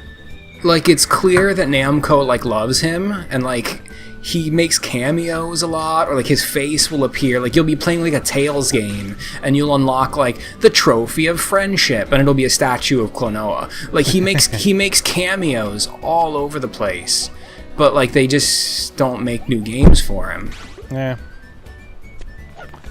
Oh, shame. It's again not a series that I'm familiar with, but it's, as I say, there is obviously a lot of love for it out there, judging from conversations I've seen happening recently and what you're saying there. So yeah, I mean, and unlike some of the other stuff we've discussed, where like Wild Arms almost had a clear conclusion with 5, so it's unlikely that there will be any more.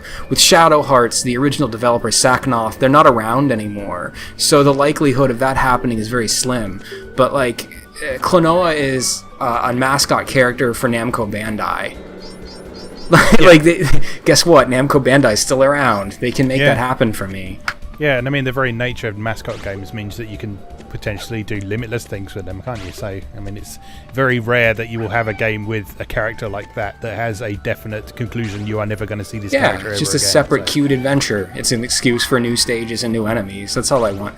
Hey, listen, if we can get a Mega Man 11 from Capcom this fall, like, I want a Klonoa from Namco Bandai on the Switch. Yeah. Super cute, bright, cel-shaded visuals.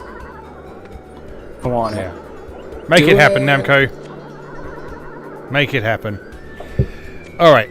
I've got, I think, 3 more games that I would like to bring up. 2 of them very much go together, so I'm gonna take those as a pair. And this is a pair of racing games from sort of the mid-life of the Xbox 360 and PS3. Which is Blur from Activision Bizarre Creations and Split Second from Disney's Black Rock Studios. And these 2 are often lumped together because they came out around the same time and they both were marketed atrociously. And despite that, they both have legions of dedicated fans who would very much like to see these come back or get re-released or anything really. Neither of them are technically a series, since they had one game and then died. In fact, I think Blur was the game that killed off Bizarre Creations completely, if I remember correctly. For those unfamiliar, they are both arcade races of varying descriptions. Blur is basically Mario Kart with real cars, in that you drive sort of the kind of vehicles that you'd be driving in something like Project Gotham Racing, Bizarre Creations, other big series. But you are driving through these beautiful sort of neon-soaked environments. There are these neon power-ups lying on the track that allow you to do things like shoot guns out the front of your car, drop mines on the thing. But they're not realistic weapons, so you're not shooting an actual machine gun. You are shooting these bright purple neon bolts out the front of your car. Sounds amazing. You are dropping this glowing red bomb on the track and that sort of thing. And it's just got this amazing look to it. And it's absolutely one of the most distinctive races with a vaguely realistic aesthetic I've seen, because a lot of we talked about this in the graphics episode, but a lot of races that are shooting for photorealism, they don't have a lot of style to them, but Blur very much had style to it. So it had a distinctive use of colour in there, so there was all this neon stuff going on, but also just the background scenery was very distinctive. So it used lots of blues and oranges, so there was a feel of sort of twilight and dusk going on in a lot of the tracks. It used real world areas, but then it had this ridiculous stuff going on top of it. So like and because Bizarre Creations were from the UK, you would get UK based tracks in there. So you could race around a seaside town called Brighton, which I haven't seen in any racing game ever. I mean, Brighton's a lovely place to go and visit and go out night clubbing, and especially if you're gay. But I've not seen it in a racing game before. So to have it in such an interesting racing game was really cool, and to be able to blow stuff up as you're driving off Brighton Pier in a BMW M3.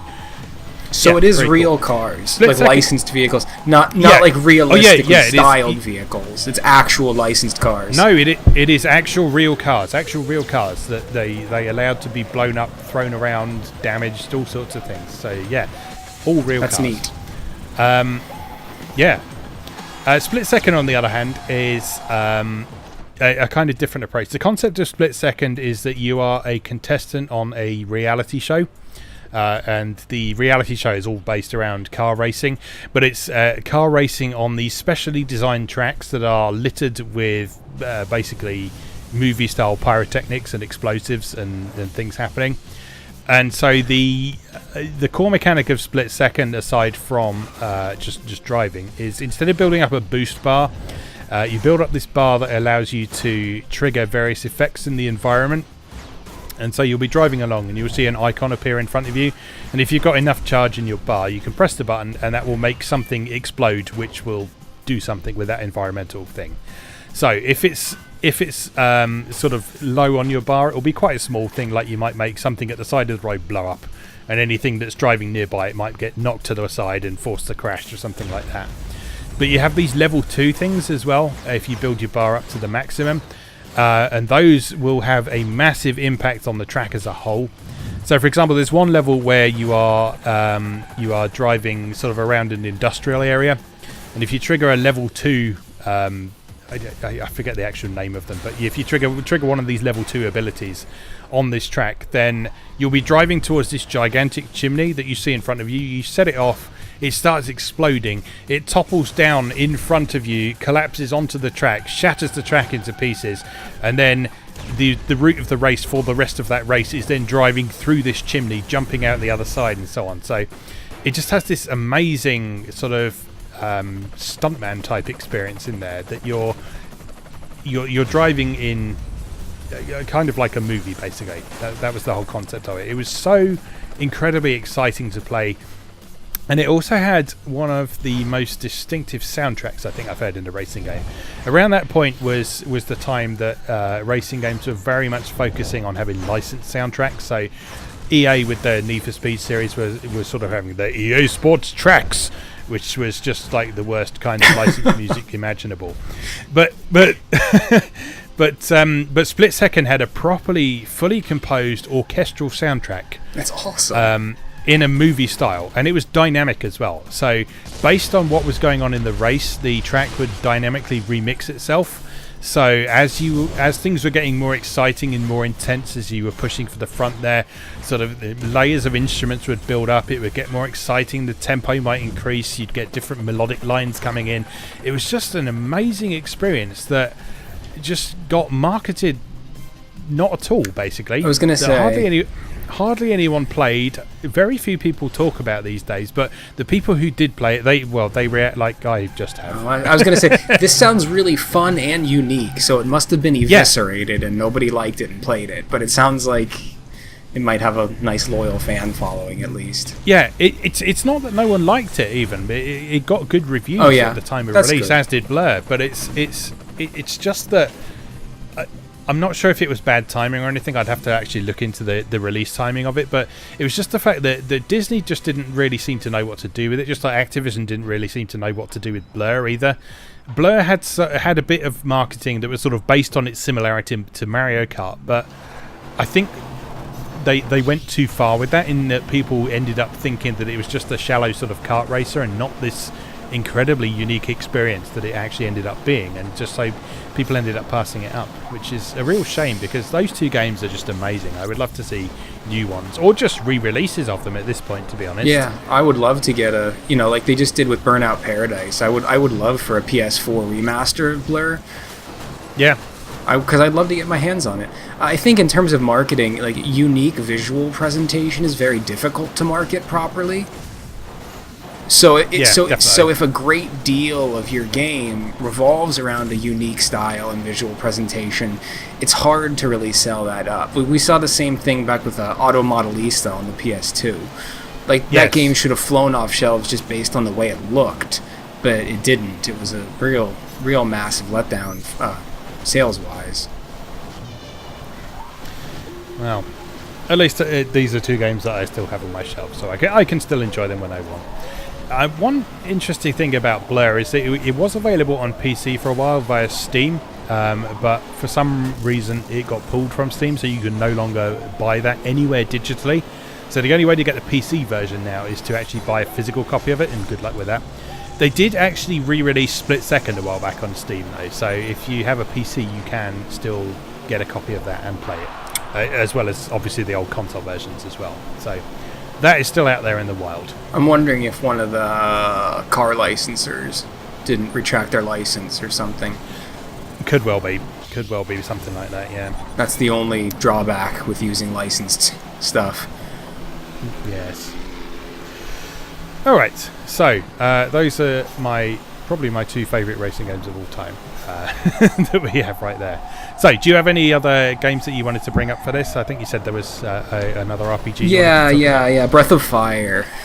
I yes. think this is probably one that a lot of people would empathize with, but I want a Breath of Fire pretty badly. That isn't a mobile game. So Breath of Fire 6, which... the amount that it offends me that they had the audacity to make a mobile entry and make it a numbered entry in the series rankles me beyond belief. But yeah, Breath of Fire 6 was a mobile game and it was released in 2016. Before that, Breath of Fire Dragon Quarter, which is technically considered Breath of Fire 5, was 2002. So if I ignore the mobile game, it's been 16 years since we've had a proper console Breath of Fire entry. Now, granted, Capcom isn't really in the RPG market these days unless it's action-heavy RPGs, things like Dragon's Dogma or Monster Hunter, but goddamn if I don't love Breath of Fire. And specifically PS1 era Breath of Fire. As I touched on in our last podcast when I kind of ranted about Strider 2 for 15 minutes, there's just something about PS1 era Capcom that like soothes me beyond belief. Just like their unique visual aesthetic during that era and like their fusion of like 2D sprites on 3D planes was like defining for me in terms of like what I expect and want a video game to look like. Breath of Fire 4 specifically is really an impactful game for me in terms of visuals. So I don't know, it's hard to really describe what Breath of Fire is about. It's not super unique in terms of mechanics or anything really. It's just a kind of a standard turn-based RPG. The big mechanical hook in any of them is that the main character, Ryu, can always turn into a dragon, and there's always some kind of different system for like how he can collect different dragon transformations or manipulate those in battle. Dragon Quarter, which is technically 5, was vastly different mechanically from 1 through 4 in that it kind of mixed a top-down grid-based strategy combat system with some roguelike elements and permadeath. So it wasn't particularly well received by the fan community at the time of its launch, but I think in retrospect, a lot of people who engage with it on its own terms still find it to be a pretty solid game. I know I do. But yeah, it's just a bright, colorful adventure anime aesthetic in the original 4 titles. One of the things that's always kind of set it apart is kind of non-human characters that are kind of in this world, and it's not something that people question. Like, there's just kind of races of fish people, or like races of there's always a character, Nina, who is from Windia, and like her people, they're like angels. They have like white bird wings, and there's a cute cat girl in the second one. There's a archer who's also a wolf man in the first one. There's a gargoyle monk in the third one. Just like really cool cartoony characters with like neat animal influences, and I love the world. I love the appearance of it, and it has a bit of a lighthearted feel, and I want another one. Yeah, that would be good. I mean, one thing that has struck me with that is I know you're not a big fan of the Trails series from Falcom, but in a lot of ways I feel like the Trails in the Sky series is taking a lot of cues from PS1 era Breath of Fire in particular. Okay. Specifically Breath of Fire 3. Because Trails in the Sky has got this, it's got the sort of sprites on 3D background thing going on. And another thing that immediately struck me with Breath of Fire 3 when I first played it was the soundtrack, which was very unusual for an RPG. Yeah. It's very, very, very sort of jazz inspired and so on. It's good. And again, Trails in the Sky uses a very similar sort of jazz inspired soundtrack for its battle themes and such like. So yeah, I think there's definitely some influence going on there, but the execution is a bit different. So like Trails is a lot more dialogue heavy than Breath of Fire ever was, and I know that's one of the reasons that you've kind of bounced off that a bit in the past. So yeah, but there's definitely developers who are still trying to do that kind of thing, but you're absolutely right. It would be great to see a new Breath of Fire that isn't a mobile game. Yeah, I feel like there's a lot of series we could say that about these days, but you know. Yeah, so that's what I had. Klonoa, Wild Arms, and Breath of Fire. Just 3 franchises I've always really liked that I wish... Yeah, those are all very solid choices, definitely. The only other one I want to bring up for now is Atlus's Trauma Center series. Oh, yeah. Which is a long-time favourite of mine. I originally got into the series almost by chance. I remember I talked a little bit about this for my Patreon followers recently. I did an article about sort of some aspects of my gaming history, and one of the things I mentioned in that is that whenever I got a new console, one of the things that I always found myself wanting to do specifically for no real reason, but just to be a bit awkward and different, is that whenever a new console came out and I bought one close to launch, I would always specifically avoid the games that had all the hype around them. So, for example, when the PS2 came out, I bought a copy of Shadow of Memories with it rather than whatever was big at the time, Killzone or whatever. And when I got a Nintendo DS, one of the things that I picked up, I picked up 2 games, I think, with my Nintendo DS when I first got it, which was Phoenix Wright, Ace Attorney, and the first Trauma Center game. Because they both sounded like games that were about things that I had not seen games made of before. So Phoenix Wright was about being a lawyer, and I thought, that can't possibly be good, and it ended up being amazing. That's a whole other discussion. And Trauma Center was a game about being a doctor, or specifically a surgeon. Now there had been games like that before. There was a game that the In fact, there was a game on PC called Life and Death by a company called Mindscape that the fact that I am now absolutely terrified of hospitals as an adult, I attribute entirely to an advert for this game that I saw in a copy of Advanced Computer Entertainment one year. It was just a really horrible advert with all sort of blood-stained gauze and bandages and stuff, and about oh, you hold people's life in the palm of your hand and that sort of thing. But yeah, that's beside the point. So there had been games about being a surgeon before, but not for a long time. And so Trauma Center was relatively something I'd not seen before. So I tried it out, and I was really surprised to discover a game with a really compelling story and also some really cool gameplay as well that fitted really well with the DS's control scheme. So if you've not played Trauma Center before, the basic concept is you have a bit of visual novel style storytelling and exposition, and then you get some sort of surgery that you have to do. And early in the game, these are fairly sort of routine things that you'd expect a normal surgeon to be doing. So, for example, in one level you have a guy who's had a car accident, so you have to pull chunks of glass out of his leg and stitch up the holes that are left and that sort of thing. But rather than attempting to be a realistic simulation like Life and Death was, Trauma Center takes a very sort of action surgery approach to it. So it's almost like it's almost like a sort of action puzzle game in many ways, in that you have to remember sort of these kind of gestures that you do. And the order in which to do things, and you get graded based on sort of how quickly and accurately you do things. So sort of making the initial incision in the patient, it's like you could be really careful and just cut carefully along the line it marks out for you, but you get a lot more points for it if you just basically get your scalpel and just sort of swipe it down the center of their abdomen and just slice them open like that. So yeah, it's basically surgery with a flourish, if such a thing exists. But the interesting thing with it is it combines elements of sort of sci-fi as it goes on as well. So the first Trauma Center is about this artificially developed virus called guilt, which is an acronym for something that they obviously shoehorned in. But yeah, people are infected with guilt, and you have to deal with that. And guilt comes in several different forms that you have to learn how to deal with. So you have some that you have to sort of use ultrasound to find a thing that's lurking in someone's pancreas and then suck it out with a hose and that sort of thing. They have a final boss encounter, which is not the sort of thing you expect to hear from a surgery game. But Trauma Center games have final bosses. Which is something that I very much liked. So there were 2 Trauma Center games on the DS, one of which I haven't played today. I do own a copy, but I haven't tried it. Then they remade the first DS one for the Wii as a second opinion, which told the same story, but they updated the graphics and they made the controls use the Wii's pointer controls rather than the touchscreen.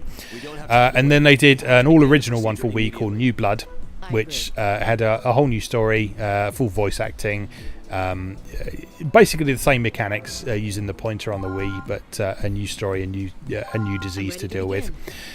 And then the last installment in the series was a game called Trauma Team, which is the main reason that I would like the series to come back, because Trauma Team was an incredible game.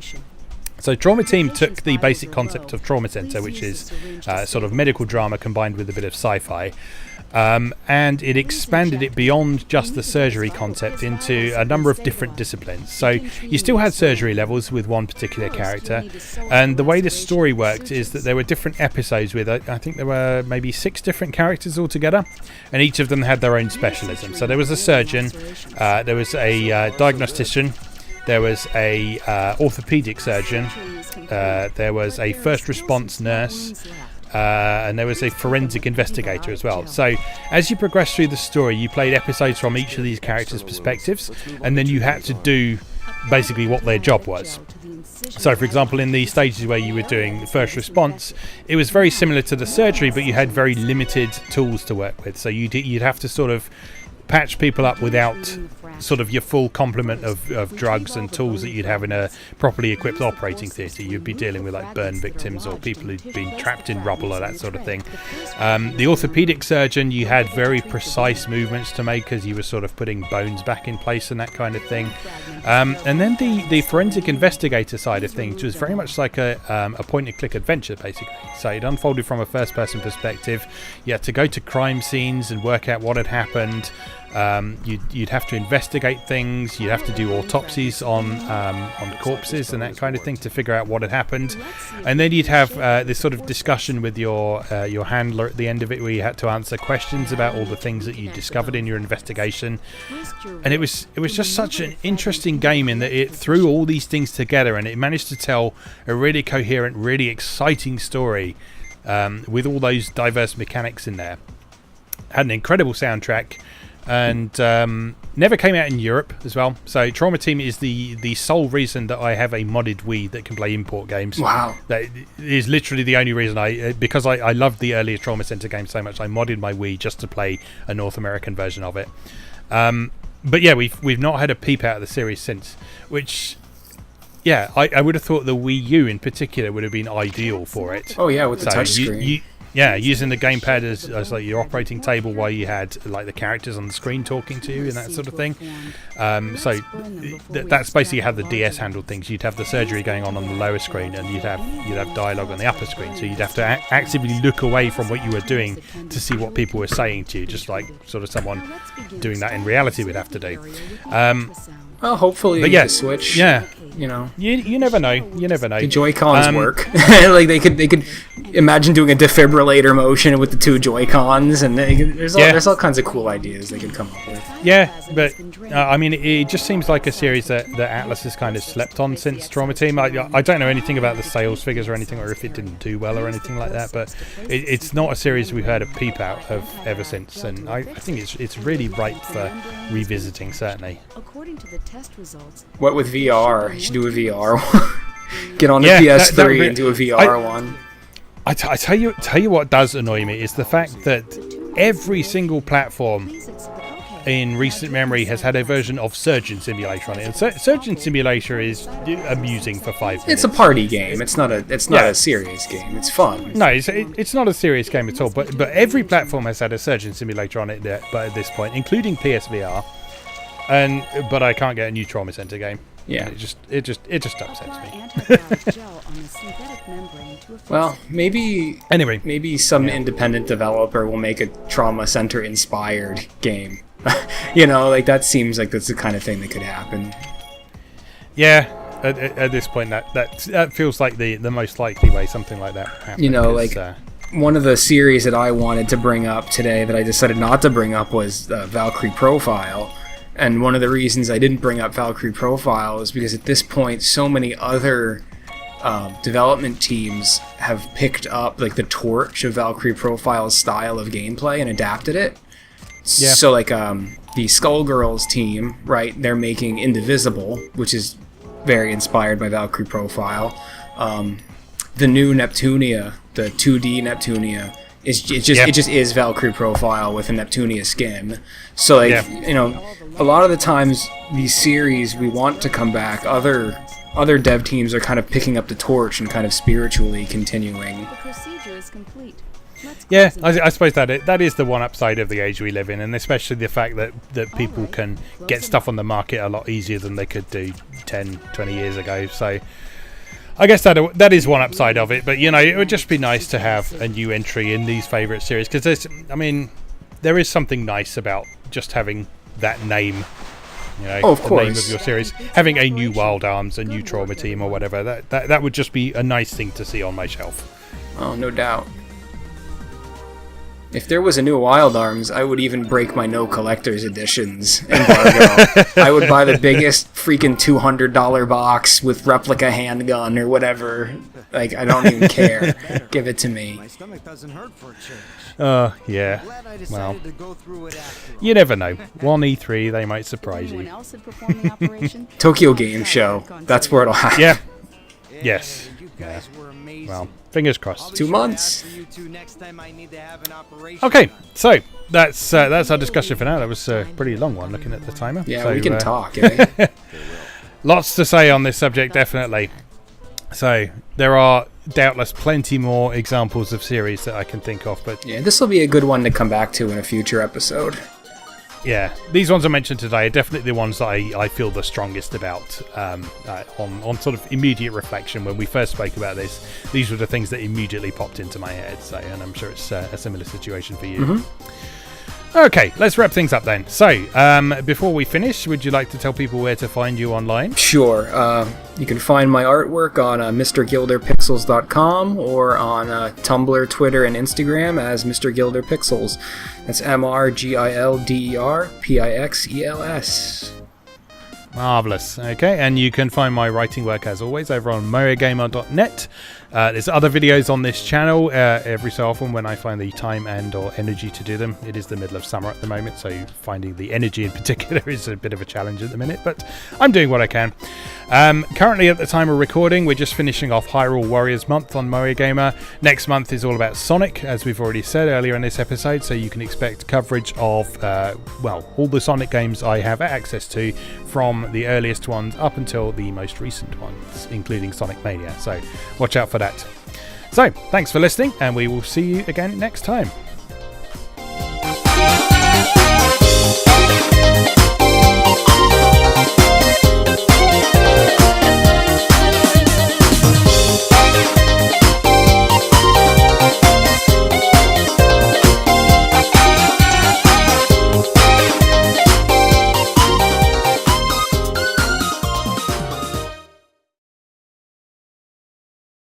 Thanks for watching.